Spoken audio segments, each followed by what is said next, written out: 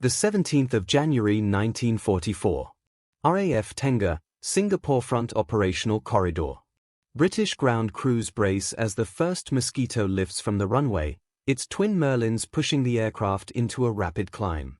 Inside the cockpit, the navigator reads final course corrections toward Japanese-held Sumatra. The crew knows they are heading far beyond what enemy pilots believe Britain can reach. Across the South China Sea, Japanese fighter units stand at routine readiness. Their commanders review morning reports showing no British aircraft capable of penetrating this deep. Radar operators scan expected vectors, watching for the usual short-range Allied activity near the Milan coastline. Then an unexpected signal appears. Fast. Thin. Low cross-section. Moving at a speed their systems rarely record. Moments later, another trace. And another. The Japanese crew chief steps closer to the radar screen, unable to match the numbers with any aircraft he knows the RAF possesses. By the time warning calls go out, Britain's Mosquito strike force is already closing in, flying with a confidence that comes from understanding exactly how far disbelief can be exploited, a disbelief that would shape everything that followed. By late 1943, Britain's air strategy in the Far East had evolved into a complex network of long-range operations. The war in Europe had strained resources, but Britain recognized that in Asia, psychological impact could rival destruction.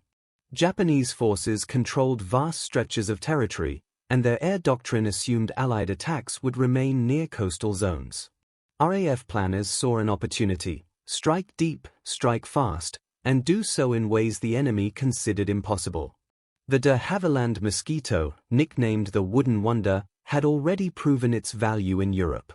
Its lightweight wooden frame, combined with two powerful Merlin engines, allowed for unprecedented speed and altitude performance.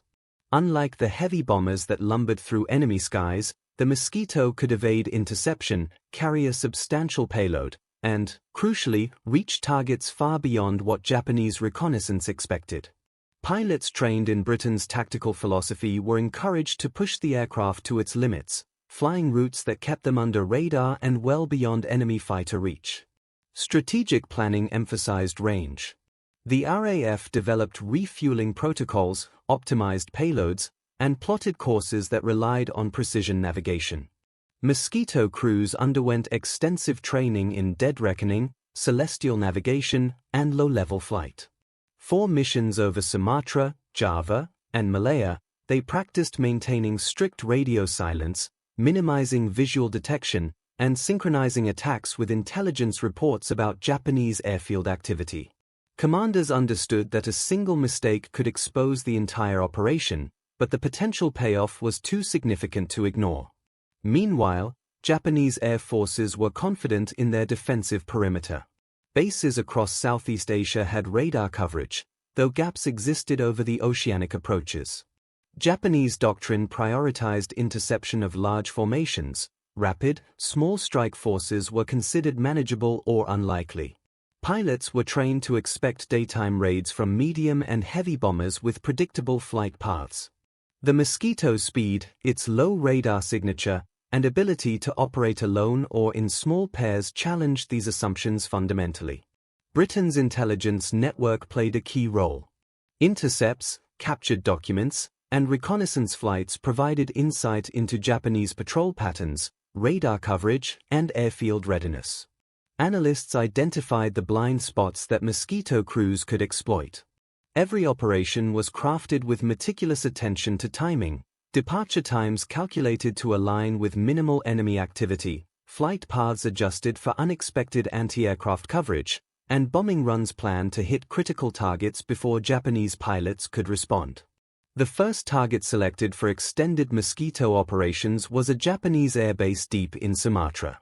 It housed a fighter wing believed to be the fastest and most capable in the region. RAF planners recognized that a successful strike would demonstrate not only the Mosquito's range but also Britain's ability to impose psychological pressure on a supposedly secure enemy. The operation required coordination among multiple squadrons, detailed briefing sessions, and contingency planning for every possible scenario, from engine failure to unexpected fighter engagement.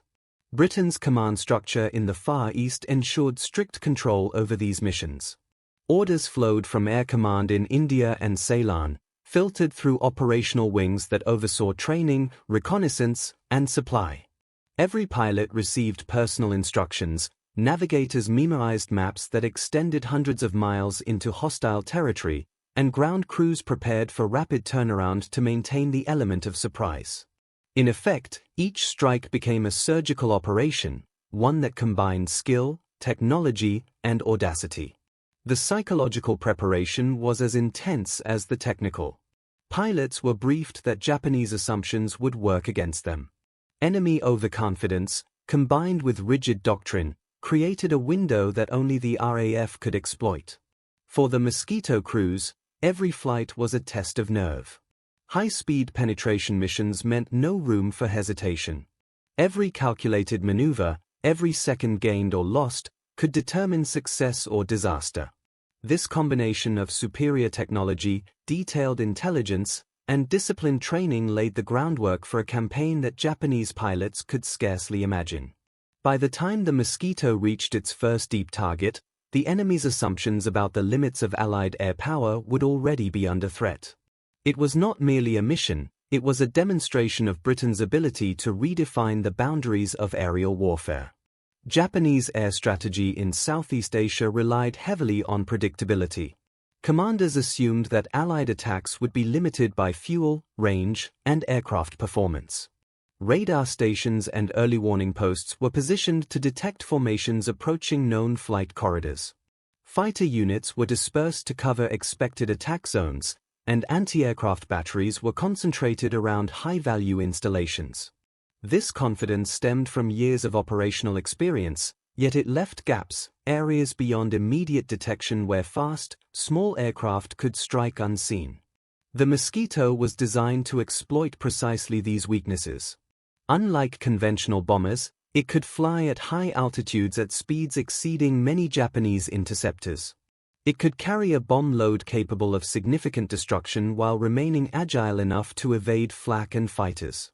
Pilots were trained to use clouds, terrain, and darkness to their advantage, but the aircraft's speed often made traditional concealment unnecessary. A Mosquito could appear over a target and depart before any organized countermeasure could engage. British planning considered the Japanese mindset as much as their defenses. Intelligence reports highlighted rigid doctrines and an expectation that attacks would conform to predictable patterns. RAF strategists concluded that exploiting overconfidence would be as decisive as the bombing itself. By striking unexpectedly, Britain could force the Japanese to reconsider their assumptions about Allied capabilities. Every mission became a psychological operation as much as a tactical one. To maximize surprise, the RAF developed specialized long-range Mosquito squadrons. These units trained extensively over the Indian Ocean and along Malayan approaches, practicing extended navigation exercises, fuel management, and low-profile ingress tactics. Every detail was scrutinized: bomb weight, fuel load, flight altitude, and timing. Even minor deviations were corrected in simulation exercises. The cumulative effect was a force capable of reaching targets once considered unreachable, with precision and speed that Japanese radar and pilots could neither anticipate nor counter. By early 1944, British planners identified key Japanese installations as strategic objectives. These included airfields, supply depots, and radar stations critical to regional defense. Each target required careful coordination, multiple Mosquitoes flying separate ingress paths, synchronizing their attacks to maximize damage while minimizing exposure. Pilots were briefed to expect resistance, but intelligence suggested that Japanese forces would be unprepared for the speed and timing of the strikes. The Mosquito's operations were not isolated incidents. They were part of a broader strategic effort to undermine Japanese morale and disrupt air operations. By demonstrating that Britain could strike at will, deep into enemy territory, the RAF aimed to force Japan into reallocating resources and reconsidering the security of their strongholds. Every successful mission reinforced the aircraft's reputation, sending a clear message: distance was no longer a shield. Logistics played a pivotal role. Forward bases, refueling stations, and maintenance crews ensured that Mosquitoes could be deployed quickly and recovered efficiently. Crews were rotated to maintain operational readiness, and intelligence teams continually updated flight paths based on new reconnaissance. The RAF's ability to maintain such a high level of precision across hundreds of miles was unprecedented in the region, and it directly challenged Japanese expectations of air defense. By the time the first operational flights reached Sumatra, Japanese forces remained confident, unaware that the Mosquitoes were approaching from directions they did not consider. High Command assumed any Allied bomber activity would be limited to coastal raids or medium-range sorties from India or Ceylon. The British strikes exploited this misjudgment with devastating effect, demonstrating that doctrine, technology, and training could combine to rewrite the rules of engagement. The Mosquito's defining advantage lay in velocity. Capable of exceeding 360 miles per hour at operational altitude, it outran nearly every Japanese interceptor stationed in Southeast Asia at the time. Pilots understood that speed was both shield and weapon. Approaching a target, they could minimize exposure to anti-aircraft fire and radar detection. In practice, the aircraft often appeared as a blur on enemy scopes, giving radar operators mere seconds to respond. Japanese pilots, trained to intercept slower, predictable bombers, found themselves unable to calculate intercept courses. The speed of the Mosquito transformed offensive operations from a calculated engagement into a fleeting, disorienting strike that left minimal room for counteraction. Surprise was meticulously engineered. Every Mosquito strike was plotted to exploit gaps in radar coverage and predictable Japanese patrol patterns. Flights were timed to avoid known alert rotations and often occurred at unexpected hours or along unconventional flight paths. For Japanese pilots, the sudden appearance of British aircraft hundreds of miles from the nearest Allied base was incomprehensible. Commanders received fragmented reports, radar blips appeared and vanished, and by the time the first bomb fell, confusion dominated the airfields. The psychological impact of repeated surprise missions eroded confidence, demonstrating that strategy extended beyond firepower into manipulation of enemy expectation. Range was the Mosquito's strategic signature. Unlike conventional bombers, it could conduct missions that spanned over 1,000 miles round trip. The Japanese assumption that no Allied aircraft could penetrate deep into Sumatra or Java was shattered with every successful sortie. Crews mastered fuel management and optimized bomb loads to maintain both distance and effectiveness. Range created the operational illusion that Britain had multiple forward bases where none existed, further complicating Japanese defensive calculations. Each mission underscored the RAF's ability to project power far beyond conventional limits, a feat that fundamentally altered the perception of Allied reach. Every strike depended on precise intelligence. Signals intercepts, reconnaissance photographs, and analysis of Japanese flight schedules informed each mission.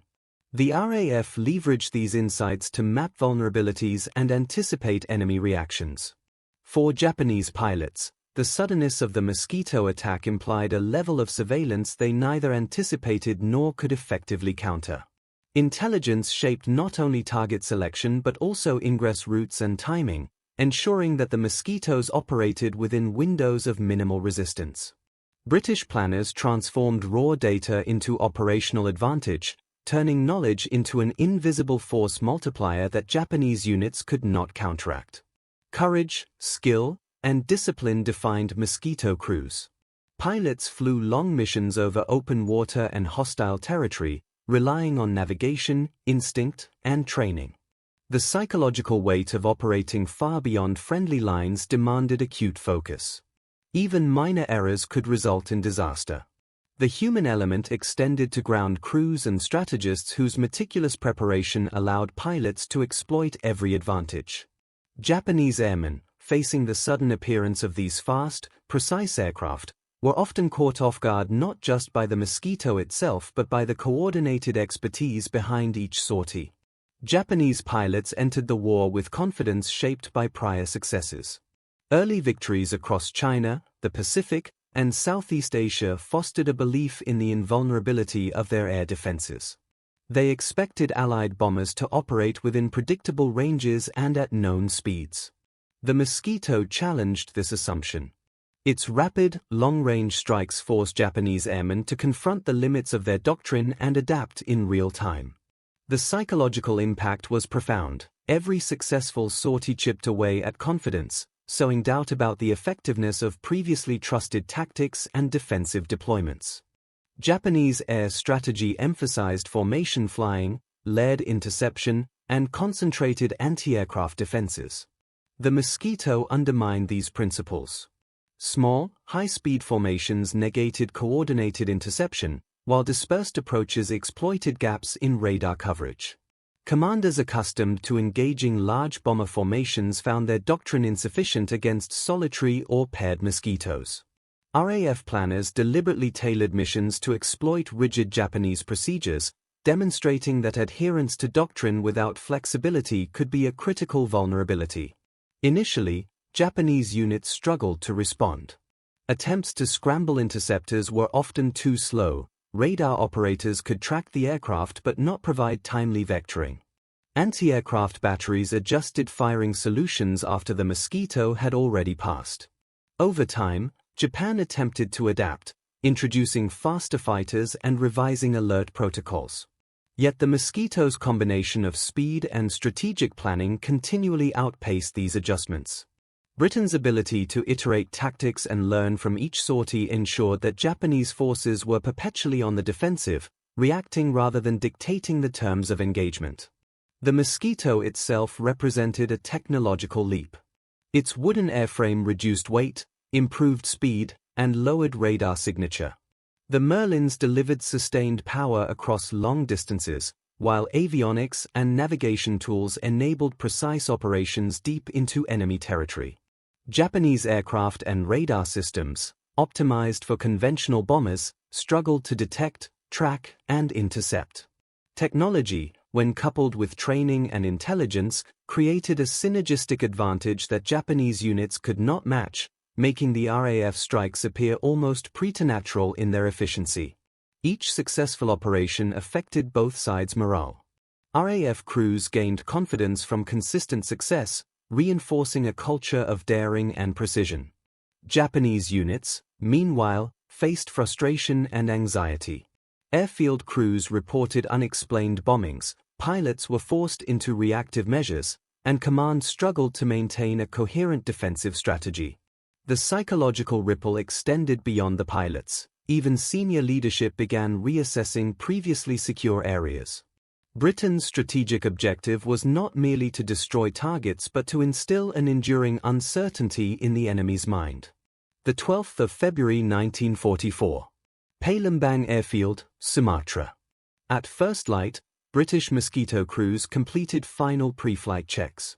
Their target was the Japanese fighter wing stationed at Palembang, a strategic hub for air and logistics operations. Intelligence indicated that pilots were confident in their ability to repel any attack originating from the Indian Ocean or Ceylon.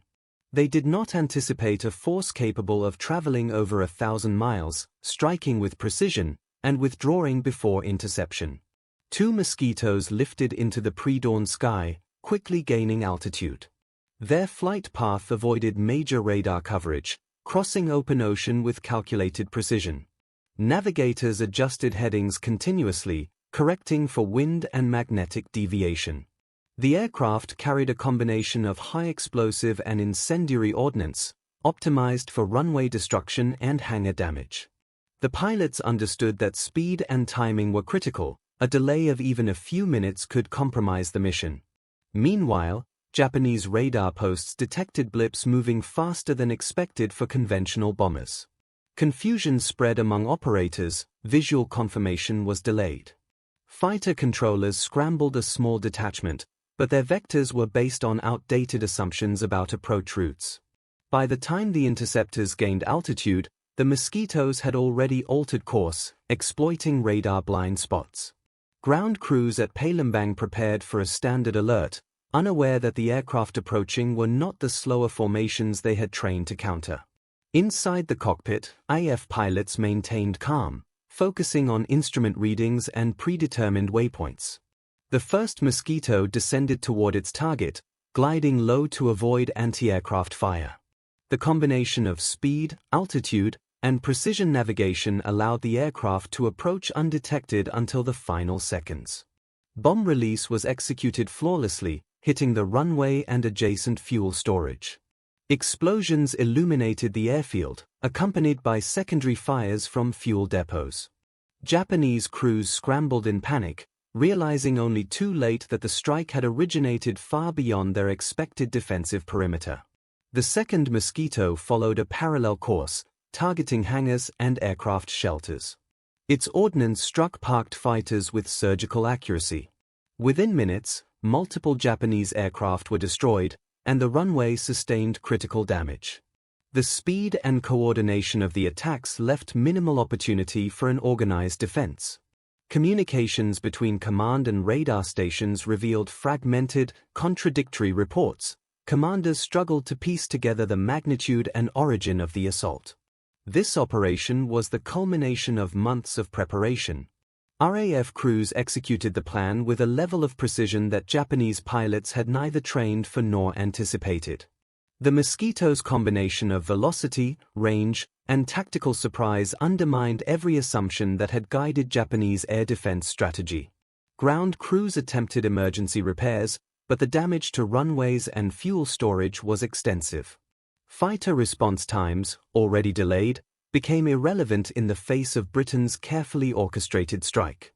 By the time the Mosquitoes departed Palembang, Japanese commanders were left with a stark reality: Allied aircraft could reach deep into their territory with minimal warning. The psychological shock was as significant as the physical destruction. Reports from airfield officers conveyed disbelief, noting that no conventional aircraft could have executed such a mission. British success lay not only in the execution but in demonstrating to the enemy that previous calculations about Allied limitations were dangerously flawed. The first Mosquito strike became a textbook example of precision, coordination, and psychological impact. Japanese pilots were forced to reconsider tactics, and the airfield at Palembang remained under operational disruption for weeks. For Britain, the operation validated the long-range Mosquito concept, confirming that audacious planning combined with technological innovation could decisively challenge enemy assumptions. The 14th of February 1944. Palembang and surrounding airspace. The follow-up Mosquito operation struck with even greater coordination. British crews, having analyzed the first strike's results, adjusted approach vectors to exploit new weaknesses revealed in Japanese defensive reactions. Flying at extreme speed and low radar visibility, the aircraft penetrated further inland, targeting secondary runways, fuel depots, and aircraft maintenance areas. Japanese pilots scrambled in disarray. The initial shock of the first raid had left them unprepared for the precision and audacity of a second, deeper strike. RAF navigators maintained meticulous timing. Each Mosquito adhered to pre-planned waypoints, accounting for wind, tides, and potential Japanese patrols. Bombing runs were executed with pinpoint accuracy. Runways cracked under the impact, stored munitions ignited, and hangars collapsed. Japanese defenders attempted to intercept, launching fighters that climbed too late and were easily evaded by the Mosquito's superior speed and maneuverability. In some cases, Japanese pilots reported aircraft that appeared and disappeared, an almost surreal description of the Mosquito's fleeting presence over the battlefield. Commanders at Palembang struggled to regain situational control. Radar stations provided only partial coverage, delayed by misaligned equipment and the unexpected flight paths of the British aircraft. Communication breakdowns exacerbated the chaos. Officers attempted to coordinate counterattacks, but the rapid succession and precision of strikes left no coherent opportunity to respond effectively. The Japanese air doctrine, predicated on layered formation engagements, proved inadequate against the RAF's nimble, long-range tactics. The Mosquito's impact extended beyond physical destruction. British pilots observed that secondary targets, such as fuel storage and minor aircraft depots, had been deliberately selected to disrupt operational readiness. Each strike forced Japanese units to divert attention, repair damage, and relocate aircraft, further amplifying the psychological effect. The perception of an omnipresent, unpredictable threat began to dominate the mindset of Palembang's defenders. Confidence, once high, gave way to caution and uncertainty. As the Mosquitoes exited the area, intelligence officers on the British side compiled reports. Damage assessments confirmed runway incapacitation, significant loss of aircraft, and destruction of critical fuel and maintenance infrastructure. The meticulous precision of the strikes demonstrated that RAF planners had accurately predicted enemy weaknesses, navigational challenges, and potential points of failure. The combination of technology, training, and strategic insight had yielded a near-perfect operation. Japanese pilots and commanders were forced into emergency reassessments. Airfield protocols were revised, radar coverage extended, and additional fighter units deployed to previously considered safe zones. Yet despite these efforts, Mosquito operations continued to exploit gaps, demonstrating that defensive adaptation lagged behind offensive innovation.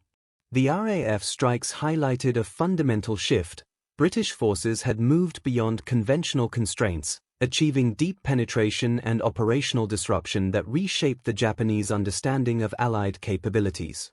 By the conclusion of these initial operations, the strategic narrative had changed. The Mosquito was no longer just a fast bomber, it had become a symbol of British ingenuity, audacity, and tactical mastery. Japanese pilots, who had once believed the Far East to be secure from long-range raids, now faced an adversary capable of reaching any target with speed and precision. This new reality forced a reconsideration of resource allocation, fighter deployment, and defensive doctrine, setting the stage for ongoing Mosquito campaigns across the region. The decisive outcome of the Palembang raids underscored the intersection of technology, planning, and psychological impact. The Mosquito had redefined operational limits, proving that audacity combined with innovation could achieve what conventional wisdom deemed impossible. The resulting chaos, both material and mental, would shape Japanese responses for months to come, ensuring that Britain's long-range air strategy retained a decisive edge. The immediate consequences of the Palembang Mosquito strikes were severe for Japanese forces. Runways were rendered unusable, fighter aircraft were destroyed on the ground, and critical fuel supplies were obliterated. Operational readiness across the airbase plummeted, forcing commanders to delay or cancel planned sorties. Japanese intelligence reports, later intercepted by the Allies, highlighted confusion and disbelief. Pilots expressed shock at the audacity and precision of the attacks, noting that aircraft had struck far beyond previously perceived Allied range. British assessments confirmed the effectiveness of the operations. Detailed post-strike reconnaissance photographs showed complete runway disruption and the destruction of multiple hangars. RAF reports highlighted that no significant Mosquito losses occurred, emphasizing the efficiency of speed, navigation, and surprise. This combination of minimal risk and maximum impact validated months of preparation, proving that long-range precision strikes were feasible and strategically disruptive. The psychological effect on Japanese pilots and command cannot be overstated. Confidence in the supposed security of airfields within Sumatra and Java was shattered. Pilots were forced into reactive measures, scrambling at irregular intervals and questioning the reliability of radar detection. Commanders recognized that conventional defensive doctrine, which relied on predictable approaches and layered fighter interception, was insufficient. Every subsequent Mosquito sortie became a source of anxiety, forcing shifts in patrol patterns and alert rotations. AF morale soared in contrast.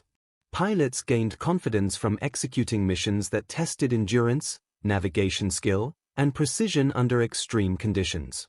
Ground crews, having supported the strikes with flawless maintenance and logistical coordination, felt a renewed sense of purpose and capability. Success was measured not only in destroyed enemy aircraft and infrastructure but also in the strategic message sent. Britain could project air power deeper than previously believed possible, altering the balance of psychological warfare in the region. Material losses for the Japanese were quantified in official reports. Several dozen fighters were destroyed, hangars burned, and fuel depots rendered unusable. Aircraft maintenance schedules were disrupted, leaving fewer operational fighters available for defense or offensive operations. Reports indicated that repairing the damage would require weeks, during which the RAF retained freedom of action in the region. The combination of tangible destruction and the intangible uncertainty imposed by Mosquito operations forced Japanese command to re-evaluate priorities, redirect resources, and reconsider assumptions about Allied capabilities. The cumulative effect extended beyond Palembang.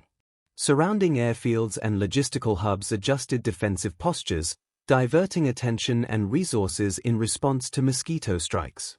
Japanese strategic planning increasingly accounted for the possibility of attacks originating from unprecedented distances, consuming planning bandwidth and stretching operational capacity. Britain's long-range air strategy had imposed an operational dilemma. The enemy was forced to defend areas previously considered secure, diluting focus and increasing vulnerability elsewhere. The Mosquito campaign, therefore, demonstrated a dual impact: physical destruction and strategic disruption. British forces achieved both without sustaining significant losses, proving the efficacy of meticulous planning, technological advantage, and calculated audacity. Japanese forces, meanwhile, were confronted with a tactical paradigm shift that challenged established doctrine and forced ongoing adaptation under pressure. Japanese command struggled to restore operational normalcy. Repair crews worked under constant threat, knowing that Mosquito strikes could return without warning. Dispersal of aircraft to secondary fields became standard, yet logistical inefficiencies limited effectiveness. Fuel shortages compounded the problem, as depots destroyed in the initial raids could not be quickly replenished. Fighter units faced reduced sortie rates, leaving airspace over Sumatra and Java partially undefended and vulnerable to follow-up attacks. The psychological impact extended beyond the immediate theater. Reports from Japanese pilots noted a new kind of enemy, one capable of striking with speed, precision, and unpredictability. The Mosquito's range forced commanders to reconsider the security of every major base in Southeast Asia. Traditional assumptions about Allied operational limits were shattered, compelling the redistribution of forces and heightened alert protocols that strained manpower and resources. Even experienced pilots expressed uncertainty about how to respond, altering engagement strategies and defensive patterns. Britain capitalized on this strategic advantage. Operational freedom allowed the RAF to expand reconnaissance missions, plan further deep strikes, and maintain pressure on Japanese forces. Intelligence from the first raids informed subsequent operations, refining flight paths, timing, and target selection. The Mosquito's combination of speed, range, and tactical versatility continued to impose psychological and logistical strain on the enemy. British planners recognized that sustained operations could erode Japanese morale over time, achieving results far beyond immediate physical damage. Secondary effects were evident across the region. Japanese supply lines faced interruptions as depots were targeted, repair facilities destroyed, and aircraft lost. Commanders adjusted defensive deployments, often overcompensating for perceived threats, leaving gaps elsewhere. Allied forces, observing these reactions, could exploit weaknesses without engaging in direct confrontation. The Mosquito campaign had introduced a form of operational asymmetry, the ability to strike unpredictably, at long range, with precision, while sustaining minimal loss. Official IAF reports later documented the full scope of the success. Over multiple missions, Mosquito squadrons destroyed dozens of Japanese aircraft on the ground, incapacitated key runways, and disrupted fuel and maintenance operations. Japanese losses, both material and operational, were substantial. More importantly, the repeated nature of the raids forced long-term strategic recalculations. Defensive doctrine, previously reliable, now required constant revision. Morale, shaken by the sudden vulnerability of supposedly secure bases, would remain affected for months. The aftermath of these operations redefined the operational theater in Southeast Asia. British forces demonstrated that strategic planning, innovative aircraft design, and precise execution could achieve disproportionate results. Japanese forces, forced to adapt, faced both immediate losses and a persistent sense of unpredictability. The Mosquito campaign exemplified how technological advantage, when coupled with careful strategy and audacity, could reshape enemy expectations and operational behavior. The Mosquito strikes against Japanese positions revealed the transformative power of innovation, strategy, and human skill in modern warfare. Britain's ability to project air power across previously unimaginable distances demonstrated that technological ingenuity could redefine operational limits. The Mosquito, light yet fast, precise yet resilient, became more than an aircraft. It was a tool that reshaped the enemy's perception of possibility. For Japanese pilots, these raids exposed the fragility of assumptions. Confidence in secure bases, predictable engagements, and established doctrine was shattered.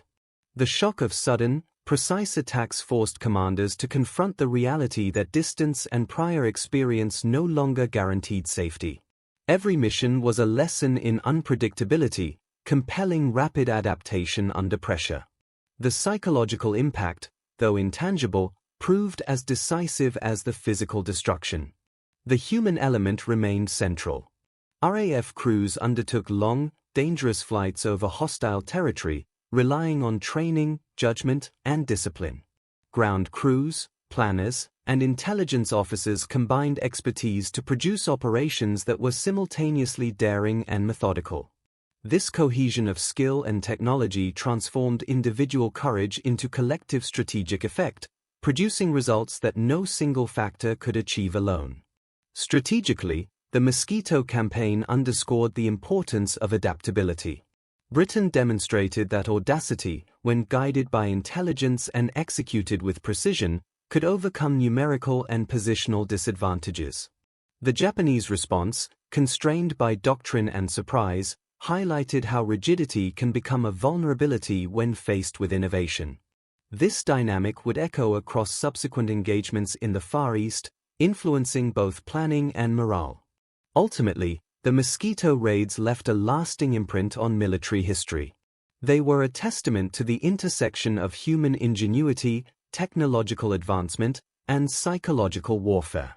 Beyond runways and aircraft, the campaign redefined what it meant to control the air, forcing an enemy to question not only their defenses but also their understanding of warfare itself. Britain had achieved more than destruction. It had reshaped expectations, set new standards for precision and audacity, and demonstrated that innovation, properly executed, could turn the improbable into reality. The echoes of those strikes remind us that in warfare, as in life, boundaries exist only until someone dares to push beyond them.